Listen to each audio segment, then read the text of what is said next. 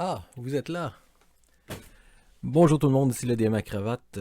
Vous me surpreniez en train de lire un livre. Et ça tombe bien, parce qu'aujourd'hui, j'ai choisi de répondre à la question de Pat Boo de la chaîne Black Raven, qui était PDF ou livre. Donc ma réponse va être relativement simple et va être aussi dans la même veine que ceux des autres YouTubeurs qui ont répondu à la question de Pat Boo. En fait, personnellement, je préfère le livre. Je pense que c'est assez simple à remarquer. Là. Vous pouvez voir, j'en ai quand même plusieurs. Et on ne voit pas l'ampleur de la bibliothèque. Il y a encore des livres qui sont dans les boîtes. Rappelez-vous, je viens de déménager. Donc, il y a encore d'autres livres là, qui vont garnir les tablettes de ma bibliothèque. Il y a des livres dans la chambre des enfants. Il y a des livres un peu partout dans la maison. Je suis un fan de livres. J'aime l'effet sensoriel du livre. Autant le toucher, l'odeur, le voir. Bon, je ne suis pas allé jusqu'à goûter un livre, mais peut-être que aussi, il y en a qui goûtent bon, peut-être des livres de cuisine. Et le livre, il y a quelque chose d'artistique. C'est quand même beau. Là. Comme vous pouvez voir ici, j'ai une collection de livres qui fait une fresque là, de super-héros. C'est pas les seuls livres qui sont faits comme ça. Là. Les livres sont beaux à regarder. Ils paraissent bien dans une bibliothèque. Là. J'ai mes livres de GURPS ici, j'ai mes livres de Fate un peu plus loin. Vous pouvez remarquer que des livres, c'est fait pour être exposé. C'est pas simplement un amassis de papier. C'est quelque chose qui est fait pour être exposer, manipuler, regarder. Donc, ça a ça d'intéressant aussi que le PDF n'aura pas. Personnellement, j'ai quand même plusieurs PDF. Et la raison pour laquelle j'ai des PDF, ça peut être pour trois raisons. Premièrement, parce que le livre est difficile à trouver en format papier. C'est un livre qui n'est pas réédité, par exemple, mais vous pouvez le trouver sur certains sites là, comme DriveThru ou des choses comme ça. Donc, ça peut être intéressant. Si c'est une partie qui vous intéresse, des règles qui n'existent plus parce que vous ne pouvez pas les avoir en papier, ou tout simplement un livre qui est difficile à trouver là, dans l'endroit où vous êtes dans le monde. L'autre avantage que vous allez avoir avec les PDF, c'est que les PDF, vous pouvez en transporter une quantité phénoménale sur des petits appareils, que ce soit un ordinateur, une tablette, même à la rigueur votre téléphone. Vous pouvez avoir une bonne quantité de livres que vous transportez sur vous en tout temps.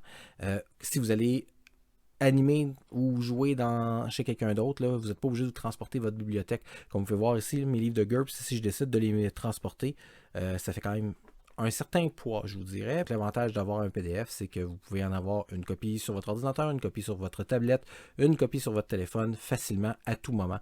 Donc, si vous voulez vérifier une règle ou tout simplement apprendre un nouveau système. Donc, oui, j'ai des PDF, mais j'ai beaucoup plus de livres et généralement, si le PDF m'intéresse, je vais aller m'acheter le livre. Donc peut-être que le PDF, ça peut être un premier abord, donc pour tester un nouveau jeu, ou pour voir un nouveau style que vous ne connaissez pas, ou tout simplement comme je fais avec la game de Hero de Michael, mon ami, j'ai décidé de me télécharger les PDF sur DriveThru.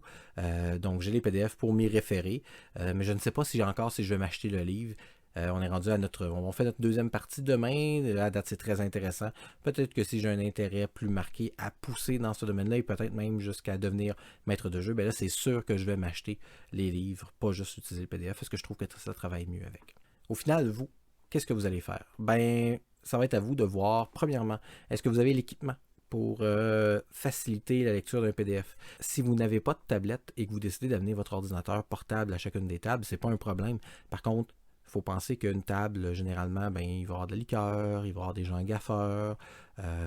Donc, peut-être qu'il y a des risques de briser votre électronique. Il y a aussi des risques de briser des livres, mais le livre va coûter moins cher que le support sur lequel vous allez transporter vos PDF. Il va falloir aussi que vous regardez votre vue. T'sais, moi, je travaille toute ma journée sur un ordinateur. Je fais actuellement, vu qu'on est encore en pandémie, des parties sur ordinateur. Donc, c'est sûr qu'à la longue, la lumière des écrans peut être lourde, peut être difficile pour les yeux. Donc, je ne me rends pas compte que j'ai ce même problème-là avec un livre papier. Donc, ça va être à vous de voir là, avec quoi vous êtes à l'aise. Et l'autre chose, ben, ça va être à vous de voir votre budget. Parce que des fois, acheter un PDF va vous coûter moins cher que le livre. Le livre, ça peut être une trentaine, quarantaine, cinquantaine. J'ai même vu des livres beaucoup plus chers que ça. Tandis que le PDF, généralement, est un peu moins cher. Donc, l'autre avantage que vous pouvez avoir avec le PDF, c'est au niveau du coût. Donc, si vous êtes sur un petit budget, ben, peut-être que le PDF serait quelque chose d'intéressant. Ou, comme j'ai fait référence tout à l'heure, si vous voulez juste tester quelque chose, ben, vous pouvez acheter le PDF. Et là, au niveau des coûts des PDF, généralement, c'est un peu moins cher que les livres papier. Puis c'est normal, le papier a un prix. La reliure aussi, et le fait de le faire imprimer, ben, ça nécessite un équipement particulier, tandis que le PDF, c'est simplement un fichier numérique, donc généralement, il va être moins cher. Donc, ça va être à vous de voir quel est le budget que vous voulez mettre dans vos jeux de rôle, quel est le budget que vous voulez dépenser aussi pour cette passion-là. Autre chose aussi, il y a des livres que vous pouvez acheter en format numérique, mais ça va être plus facile de les utiliser si vous utilisez des Virtual Tabletop, par exemple. Je vous donne un exemple. cette collection de livres-là. Bon, c'est pas vraiment des livres de règles, mais c'est des maps. Donc, comme vous pouvez voir ici, j'ai des maps que je peux utiliser et qui sont quadrillées. Parfaites pour mettre des figurines. Si vous désirez l'acheter en format numérique, c'est facile de le trouver. Par contre, lorsque vous allez vouloir utiliser une carte en particulier, bien, il va falloir la faire imprimer. Si vous voulez qu'elle dure longtemps, il va falloir la faire plastifier. Et à ce moment-là, ben, le livre, c'est une trentaine de dollars. Vous avez toutes les cartes, sont belles, ça paraît bien. C'est un beau petit fini illustré sur lequel vous pouvez écrire avec des crayons effaçables. Et là, vous pouvez facilement feuilleter vos cartes, le mettre sur la table.